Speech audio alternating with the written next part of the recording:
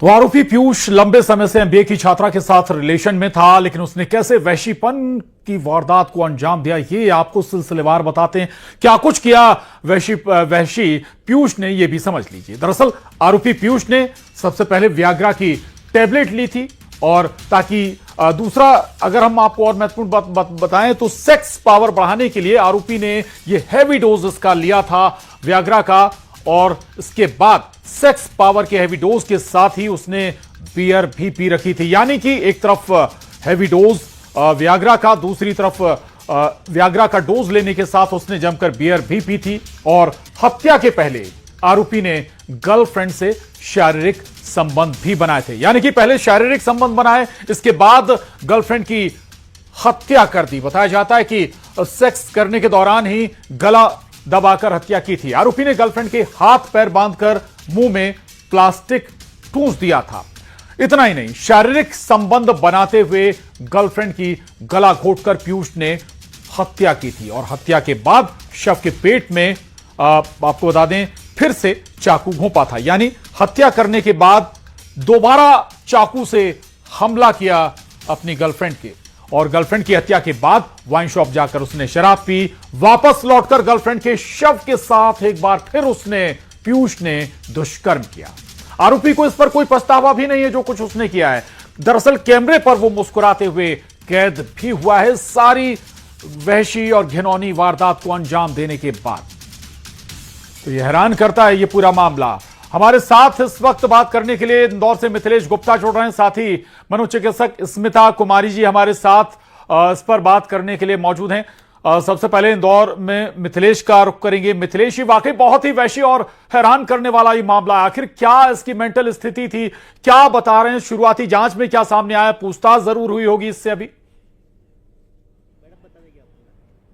बिल्कुल बिल्कुल प्रशांत, और सबसे बड़ी बात है ऐसे लोगों को सिर्फ और सिर्फ दरिंदा कहा जाएगा। और सबसे बड़ी बात है उसे कोई मलाल नहीं, उसे कोई पछतावा नहीं जो उसने जो कुछ किया। या लोग हमारे साथ मौजूद है, सीधी उन्हें से बातचीत करेंगे। उस दरिंदे के बारे में आपने भी सुना। ऐसे दरिंदों के बारे में जब आप सुनते हैं मन में कितना डर होता है, क्या कहेंगी ये जो जिस तरीके से घटना है सामने? ये तो बहुत ही शर्मनाक चीज़ है। मतलब मुझको तो सोच के ही ऐसा हो गया कि ये क्योंकि मैं भी घर से बाहर रहती हूँ, तो मैं उस लड़की के बारे में इमेजिन कर रही हूँ कि उसने लड़के की तो बहुत गलती है, मैं मानती हूँ। लड़की की गलती नहीं बोलूँगी मैं कि गलती, क्योंकि वो तो अब बेचारी क्या ही कर सकती है, बट उसको ट्रस्ट नहीं करना चाहिए। और सब लड़कियों को मैं यही बोलूँगी कि आपको एकदम से किसी भी रैंडम लड़कों पर ट्रस्ट नहीं करना चाहिए। आपको सोचना चाहिए कि आपके घर वालों ने आपको बाहर भेजा है। आप सोचो उसके घर वालों पर क्या बीत रही होगी आज के टाइम की, वो उनको पढ़ने के लिए किसी भी रीज़न के लिए भेजा और आज वो उसको डेड बॉडी मिली है रिटर्न में। और लड़कों पे लड़कियां पहले, जैसे मैं बाहर रहती हूँ तो मुझे बहुत डर लगता है, मेरे साथ भी चीज़ें हुई हैं, और ये सब सुन के तो मेरे घर वालों को भी और डर लगता है। और फिर जो दूसरी लड़कियां रहती हैं ना, जो कुछ नहीं करती, उन पर भी रिस्ट्रिक्शंस बढ़ा देते हैं घर वाले कि ऐसा होता है, ये होता है। तो लड़कियों को थोड़ा सोच समझ कर रहना चाहिए और सेफ्टी मेंटेन करनी चाहिए। आप अगर सही रहोगे तो आपके साथ कुछ नहीं होगा। आप अपने माइंड में ही लेके चलो कि आपको काम करना है। आप दोस्त बनाओ, दोस्त बनाने में कोई दिक्कत नहीं है, पर ट्रस्ट आप किसी पे, आप अपने घर वालों पे ट्रस्ट, मतलब नॉट घर वाले बट आप अपनी फैमिली रिलेटिव्स पे ट्रस्ट नहीं कर सकते हो। आप किसी रैंडम लड़के पे आपको ट्रस्ट नहीं करना चाहिए। ऐसी जब घटनाएं होती हैं, जब आप सड़क निकलती हैं, कितना डर लगने लग जाता है? कितना डर, बहुत ज्यादा डर लग जाता है कि मतलब कैसे चलें, किस पे ट्रस्ट करें। आपके आसपास लड़के घूम रहे हैं और मतलब कैसे दरिंदे हैं। क्या कहेंगे आप? मैं अभी तक जितने इंटरव्यूज देख रही हूँ, सारी रील्स आ रही हैं, बिकॉज हम सोशल मीडिया पे बहुत ज़्यादा एक्टिव रहते हैं। लड़की के लिए बहुत सारे पॉइंट्स है, सेफ्टी है, हमें ये सिखाया जाता है। बट मेरा एक छोटा सा मैसेज है आपके चैनल के थ्रू कि एक बार अपने लड़कों को चेक करो। बहनें सबके घर है, माँ सबके घर है, बेटियाँ भी सबके घर है। और आई गेस अगर आप लड़के हो तो अपनी जनरेशन बढ़ाओगे तो आपकी बेटी भी होने के चांसेस हैं। तो मैं ये बोलूँगी, कैसा फील होता है जब घर आके बहन बताएगी कि किसी ने मेरे को टच किया, और आप कैसा फील करोगे? मैं कुछ नहीं कर पा रहा। तो आदमी नुक्कड़ पे खड़े रह के नशे करके मत बनो। अपनी बहन, अपनी माँ, दरिंदे ने जो किया अपनी गर्लफ्रेंड के साथ, जितनी हैवानियत किया, आप लोगों के मन में कितना डर बैठ जाता है इन सब चीजों के बाद में? क्या कुछ सोचती हैं आप ऐसी घटनाओं के बाद? डर जरूर बैठता है ऑफ कोर्स, क्योंकि ऐसा कुछ सुनना दिल बहला देता है कि ऐसा कोई कैसे किसी के लिए कर सकता है। पर दूसरा बात ये लगता है कि इतनी हिम्मत कैसे किसी की है आजकल। उसे पता बात है कि आखिर ऐसे कोई कैसे कर सकता है? क्या सामान्य आदमी या सामान्य व्यक्ति ऐसी घिनौनी या इस लेवल का वैशीपन कर सकता है? और रहिएगा मिथिलेश, लौटूंगा, फिर बात करिएगा इन युवतियों से। स्मिता कुमारी जी मनोचिकित्सक हमारे साथ बनी हुई हैं, उनका रुख करेंगे। स्मिता जी, थोड़ा जरूर समझाइएगा कि क्या मेंटल स्थिति होगी उस शख्स की, ऐसा कैसे कोई कर सकता है जिसके साथ लंबे समय से वो रिलेशन में हो, उसके साथ न केवल उसके साथ सेक्स करता है, उसकी हत्या करता है और शव के साथ फिर वही घिनौनी वारदात अंजाम दी जाती है, और जब वो उसकी तस्वीरें कैद हुई हैं मुस्कुराता हुआ नजर आया है। स्मिता जी, उस मेंटल स्थिति को थोड़ा समझाइएगा। मैं इसमें सबसे पहले तो ये बहुत ही दुखद घटना है। लगातार हम लोग देख रहे हैं कि रेप की घटनाएं हमें लगातार मध्य प्रदेश में सुनने को मिल रही है, मगर ये इतनी कहना चाहिए कि दर्दनाक घटना है जिसको एज ए साइकोलॉजिस्ट अगर मैं बोलूं तो इसको हम लोग नेक्रोफिलिया बोलते हैं, जिसमें एक व्यक्ति बोलना चाहिए एंटी सोशल पर्सनालिटी भी है जी। तो इसको समझने के लिए हमें पहले ये समझना जरूरी है कि जैसे बोला जा रहा है कि वो रिलेशनशिप में थी जी। कई बार जो पर्सन ऐसा होता है जो इस तरह के एंटी सोशल पर्सनालिटी के होते हैं या कहना चाहिए कि सैडिस्टिक हैं, तो उनके सेक्सुअल जो बोलना चाहिए एक्टिव इस तरीके से हैं, तो महिलाओं को या युवतियों को या जो लड़कियां हैं उनको पहले तो ये समझना है कि ट्रस्ट जो है वो इस तरीके से ना करे। कई बार आप सोसाइटी में सुनते हैं कि जो इस ऐसा कुछ ना कुछ हिंसा आपको या अपने बात व्यवहार में वो एग्रेसिव बिहेवियर जरूर शो करता है।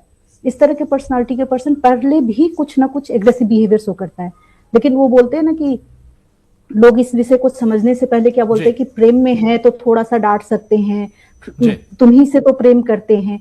तो इस बात को समझिए, क्योंकि आप नहीं जानते किस स्टेज पर कोई आपके लिए इस तरीके की चीजें, इस तरह के षड्यंत्र बिछाकर बैठा है, और ये बहुत ही भयानक स्थिति होती है। तो ऐसे पर्सनालिटी के लोग कुछ ना कुछ सिम्टम्स पहले भी शो करते हैं एग्रेसिव बिहेवियर के थ्रू। किसी और जैसे शक करना किसी पर, अपनी गर्लफ्रेंड पर, जिससे किसी से बात कर रही हैं, तो हमारे पास जैसे केसेस आते हैं तो बताते हैं कि मैम किसी और का फोन आता है, इवन कि हमारे रिलेटिव, हमारे भाई किसी का भी आता है तो वो शक करते हैं, फोन चेक करते हैं। तो इस तरह के सिम्टम्स को देखना चाहिए। और सबसे जरूरी चीज है कि देखिए इस तरह की मेंटेलिटी एक दिन में नहीं होता जी। ये काफी समय से होते हैं, ठीक है। ऐसी पर्सनालिटी के व्यक्ति में काफी समय से ये उनके व्यक्तित्व में होता है। तो ये रिस्पॉन्सिबिलिटी सिर्फ एक लड़की की या उसकी फैमिली की नहीं होती है, लड़के की भी फैमिली जो है उनको भी ये चीजें देखने और समझने की जरूरत है कि अगर आपके घर में कोई ऐसा बच्चा है जो एग्रेसिव बिहेवियर बार बार फेस कर रहा है, तो उसके लिए आपको साधारण तौर पे नहीं लेना चाहिए। उसके लिए आप जाओ, किसी से कंसल्ट करो, मिलो और समझो कि वो क्या प्रॉब्लम हो रही है जी। तो ये बहुत जरूरी है। बिल्कुल, यानी आपके घर में भी कोई ऐसा बच्चों से लेकर भी, जो स्मिता जी कह रहे हैं कि आप मनोचिकित्सक के पास जा सकते हैं, साइकोलॉजिस्ट के पास जा सकते हैं, कंसल्ट कर सकते हैं। एक बार फिर मिथिलेश के पास चलेंगे। मिथिलेश, बड़ी जिम्मेदारी अगर हम कहें तो थोड़ा सा खुद की सुरक्षा युवतियों को भी रखनी होगी, समझना होगा जिसके साथ वो रिलेशन में जा रही हैं या जिसके साथ उनकी दोस्ती हो रही है वो किस नेचर का है, व्यवहार का है। बात करेगा मिथिलेश जी। बिल्कुल बिल्कुल प्रशांत, उसी विषय पे बात करते हैं। क्या लगता है आपको, क्योंकि जो जिस तरीके से दरिंदे की तस्वीर सामने आई, पहले उसने गर्लफ्रेंड बनाया, फिर गर्लफ्रेंड बनाने के बाद जो कुछ उसने गलत किया, कितना अवेयर होने की आपको जरूरत है? उन लड़कियों के लिए आपको क्या मैसेज है? और जब ऐसी घटनाएं होती हैं तो फिर आपके मन में कितना डर है? देखिए, डर तो हमें पहले से ही, हम दूसरे शहर में आए हैं, पढ़ने के लिए आए हैं, और हमारे कॉलेज में भी बहुत हरकतें होती हैं हमारे साथ। मतलब कोई भी रैंडम कोई लड़का आ जाता है, कुछ भी आवाज़ें दे जाता है, कुछ बोल के चला जाता है, तो हमें डर तो है।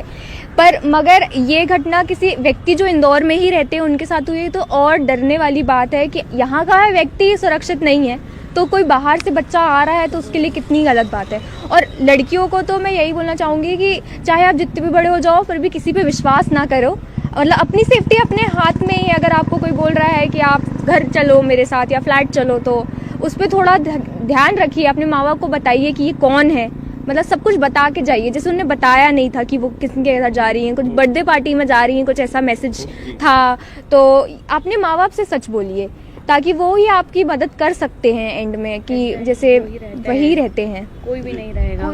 एट द एंड आपके घर वाले ही रहेंगे, मम्मी पापा भाई बहन, उसके अलावा कोई नहीं रहेगा। रिलेशनशिप की बात होती है, जब कॉलेज में आते हैं देखा जाता है उसका कहीं ना कहीं गर्लफ्रेंड बॉयफ्रेंड रिलेशनशिप कितना आसानी से ट्रस्ट हो जाता है। क्या कहीं कुछ यही गलती हो रही है?